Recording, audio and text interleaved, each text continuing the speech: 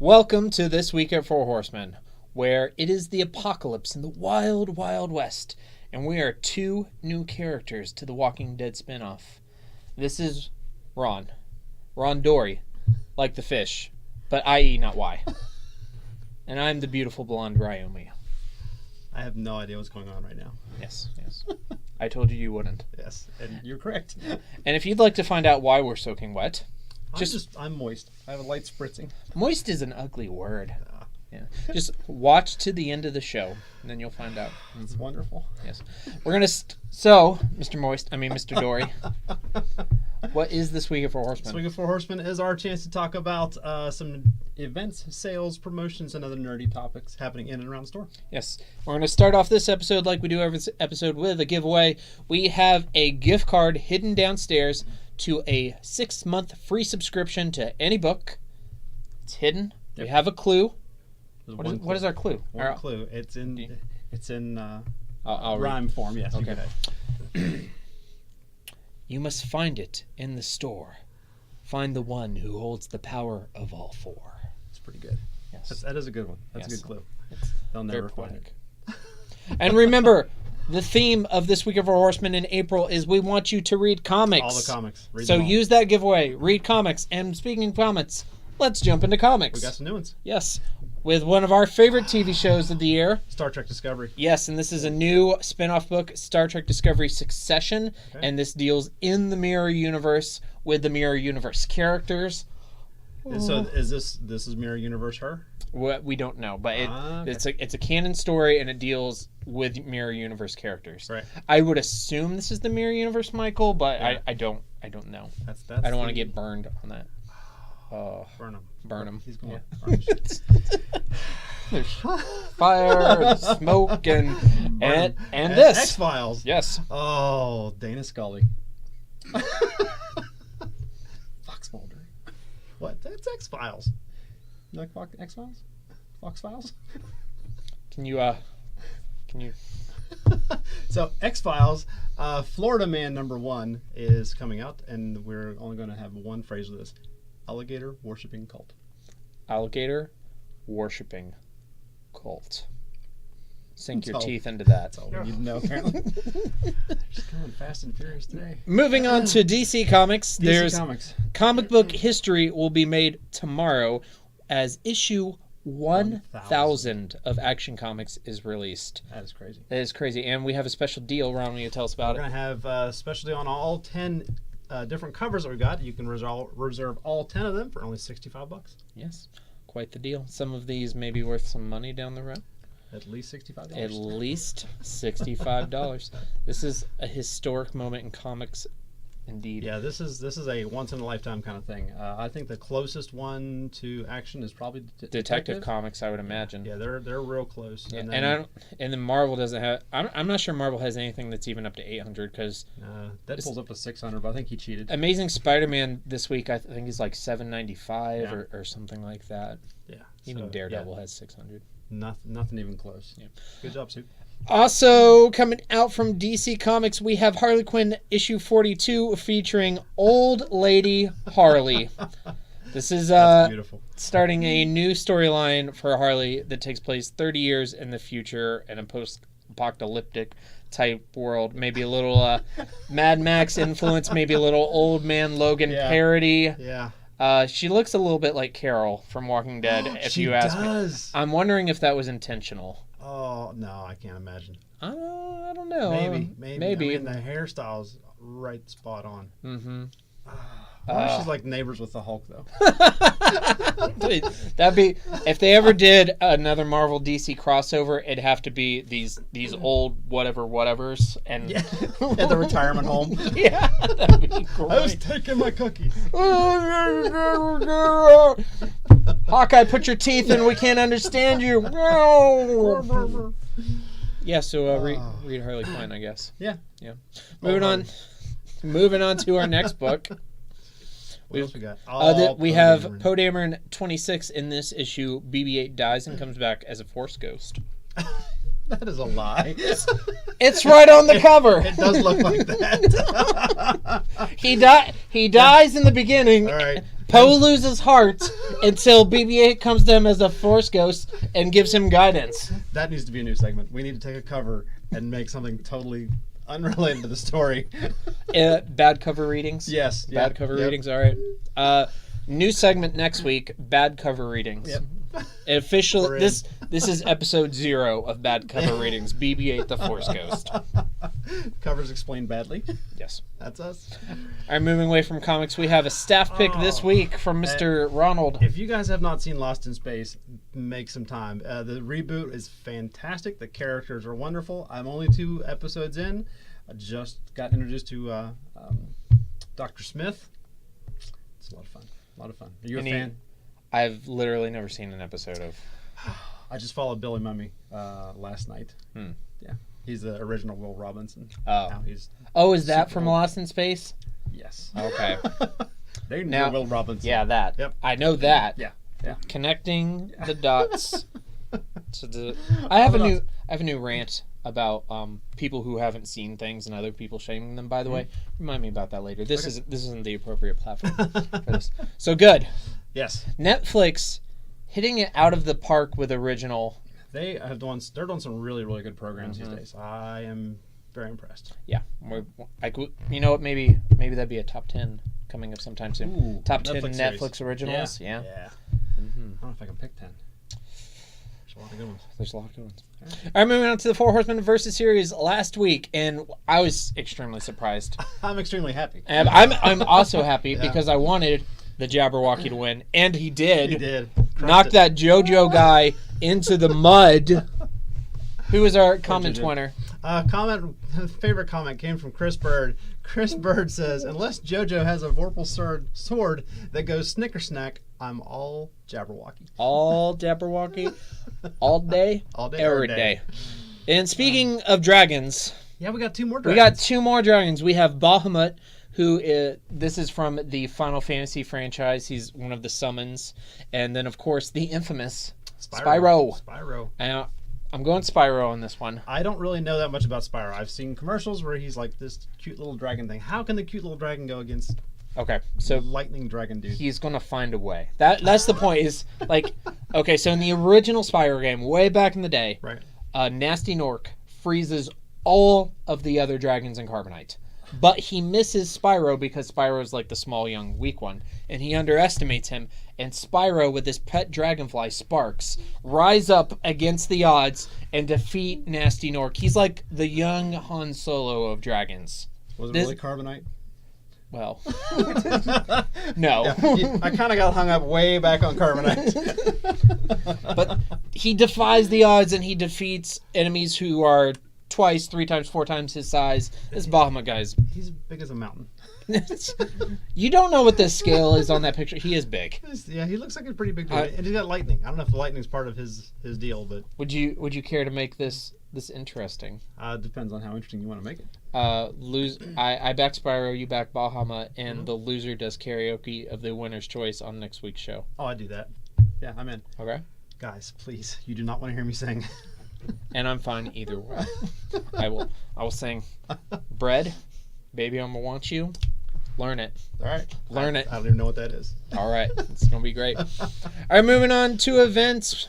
We had a busy weekend this past weekend. We had Taylor won our Friday the 13th special trophy thing. We had some Triskaidekaphobia cards. You said it right. I did. I practiced that for like 3 days. It was great. Good job. Yep. And we've also had, these are some of our Dragon Ball players. All smiles there after Dragon Ball Super. Had a massive Warhammer event. I don't even know what our final player count was. Had some amazing paint jobs, had some amazing terrain come out. It was a good time to be had by all. Also, Dice Masters hits every Sunday. These are, I didn't get a whole beautiful lot of pictures. custom playmats made by Four Horsemen's own Melissa Turner. Melissa Turner. Gotta say it like that. It's Turner. Tribute Melissa, big Dice Master supporters, but Melissa knocks it out of the park with these mats. She custom designed these and had these printed for the. And we have, of course, She-Hulk on the top, and then Moon Knight on bottom. It's beautiful. As I think that would be how it would end up in real life. Between the two, who'd win? What did I just say? You think She-Hulk will come out? Yeah. Okay. Yeah, I'm pretty sure. Probably. Yeah. And if not, she would sue him when in court. One way or the other. All right, moving on to this week's events. We have our calendar image with a full schedule of events this week. There's a lot of stuff on there. Yes, if you need any more details on the events that we don't go over, please go to facebook.com/4horsemencomics and click on the events tab. Yep. Lots of stuff there. Yes, of course. And we do want to let you know that the Pokemon League is now moving to Friday. It will now be every Friday from 5:30 to 7. Right. And Friday Night Pokemon is moving back to 7 o'clock. So you can get all of your Pokemon goodness in one night. That's right. Get your fix. Love it. One-stop shopping in here for Horsemen Comics. Now includes one-stop events.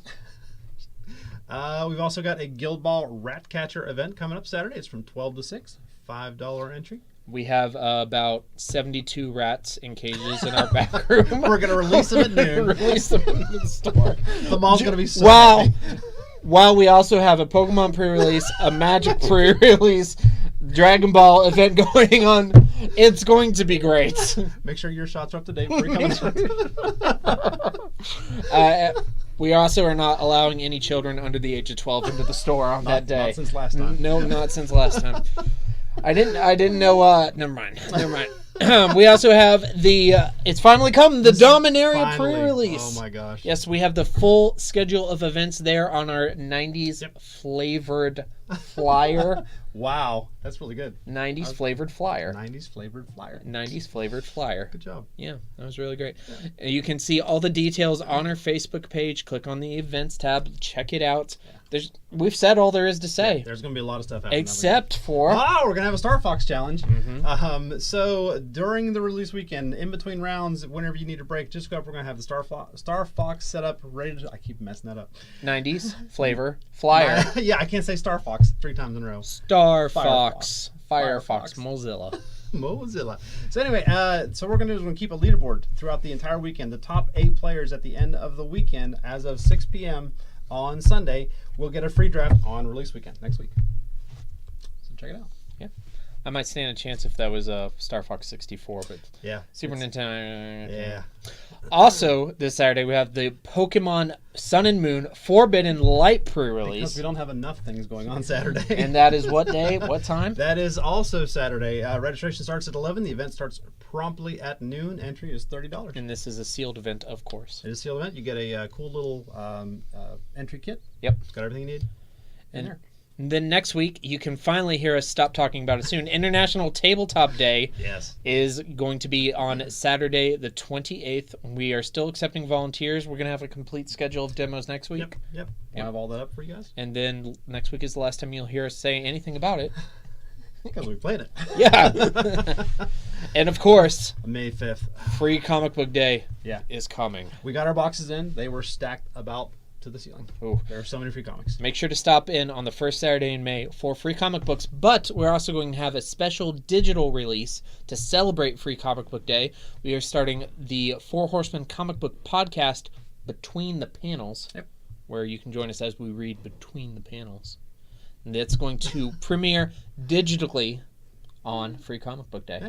More details coming soon. Lots of cool stuff. I'm excited. Yeah. Speaking of excited. That will be featuring moi. Yeah. And the man in the chair. The man in the chair. He's our official man in the chair. The man in the chair. The mystery hand. Mm-hmm. Maybe some special guests as well, but you're Larry, Mo, and Curly for sure. For sure. All right, moving on to my favorite segment. And my favorite segment. Yes, This Week in Star Wars. Finally, a new Star Wars novel. Finally, we haven't had one since last December. It's been 4 months and I'm just dying. Finally. All right. So this is That's cool. This is Star Wars Last Shot. It's a Han and Lando novel. We have 2 covers. First one's Han. This one's Lando. That was really cool. Yeah, they're both really gorgeous. Yeah. You're not going to be super thrilled with this once I tell you what the premise is. All right. Okay. So, it takes place after Jedi, soon after Jedi. It deals with a villain from Han and Lando's pasts that they tangled with when they were young. Mm-hmm. He's resurged. They find out about it, and they have to assemble a crack team to go between the law even though they're like New Republic officials. They go between the law to deal with this guy. And it's, of course, the two of them, and Chewbacca, maybe a couple other familiar characters, and an Ewok who's a hacker. I'm not kidding. Of course, in the Star Wars canon, we refer to hackers as splicers, something that Rian Johnson just couldn't seem to understand. Please tell me you made that up. No, it's real. And I'm going to like get the book and like highlight everything about the Ewok splicer, and I'm going to show you. Ron, in this part, the Ewok, he's like basically replaces R2-D2. We're never going to act out that scene ever. We are. No Ewoks. Yep, we are. We did the scene from the Ewok movie. I know. That was my limit. Okay. One per lifetime. But all right, I got a question. Look at the cover of that one. It has the design of the Falcon from the poster where we were discussing. I don't know. That's really cool, though. We're just going to... I don't know if this is a different ship. I don't know if maybe like they refit it. Refit it, yeah. Like, we'll find out. Can't wait for this movie. I know. Soon, my brother. So soon. Speaking of movies, moving on to This Week in Movies, where last night I went to the Fathom event Survival Sunday, which was in theaters across the country. Got to see the season finale of The Walking Dead along with the season premiere of Fear the Walking Dead. But I'm not here to talk about The Walking Dead. I'm not here to talk about this event and this idea, because walking out of that theater last night, I wasn't thinking about The Walking Dead much. I was thinking about what Fathom did and how impressive it was, and how this could, moving forward, could be like a whole new theatrical experience. So it was, like I said, two TV episodes. Right. Season finale, Walking Dead. Season premiere, Fear the Walking Dead. But the start time was 9 o'clock, but the show actually started at 8 o'clock, and they ran an hour's worth of special features. Oh, that's cool. As a pre-show. Yeah. And they had interviews with the cast, interviews with writers, directors. They had footage from the shows, previews, extended trailers. They went to conventions, and they had footage of cosplayers. They did interviews with fans. And they had these segments, what's your favorite Walking Dead moment? And they had like specific ones like, who's your favorite walker? And then show like 5 or 6 people from the convention. My favorite walker is the well walker, because that was gross. And, that was pretty gross. And it was super gross. My favorite walker was this one with all the spikes sticking out of it. Mine was Teddy Bear Girl. And, but it was just an hour of that. And it made this awesome experience. I've always said that movies need to be more of an event, not just I'm going to go to the movies and sit in the dark for 2 hours.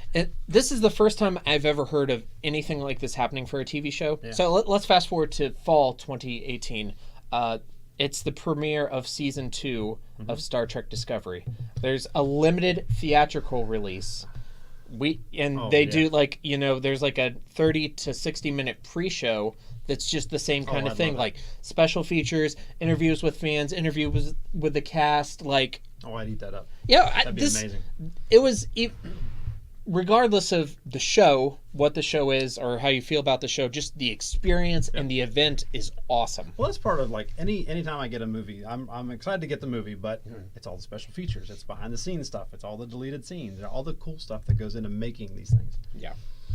So this is something I'd like to see more moving forward. If anybody from Fathom just happens to be watching this, like, they're not watching. Make this happen. It's not, I know, but make Star Trek happen. Maybe if they watch to the end, maybe we'll get a call. Or a cease and desist. Series finale of Agents of S.H.I.E.L.D. in theaters. I'd pay money to see that. Oh yeah. How many people do you think would come out, like, assuming this is going to happen sometime in the next 10 years, series finale of The Simpsons in theaters? Wow. That would... Yeah. Oh, they'd sell... Assuming the show will end. Yeah. It'll never end. And that's all I have to say.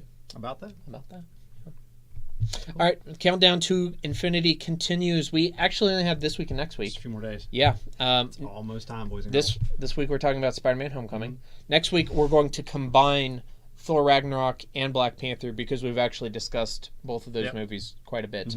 So Spider-Man Homecoming, why is it called Homecoming? I have no idea why they called it. To this day, I have no idea why it's called Homecoming. Okay, there was not a single homecoming dance in there. There was a homecoming dance. Was there? Yeah, Oh, is that where he took That was the dance that he takes Liz to okay. and ditches her. Yeah. In like the coolest like scary dad moment of all time. He's in the car. Okay.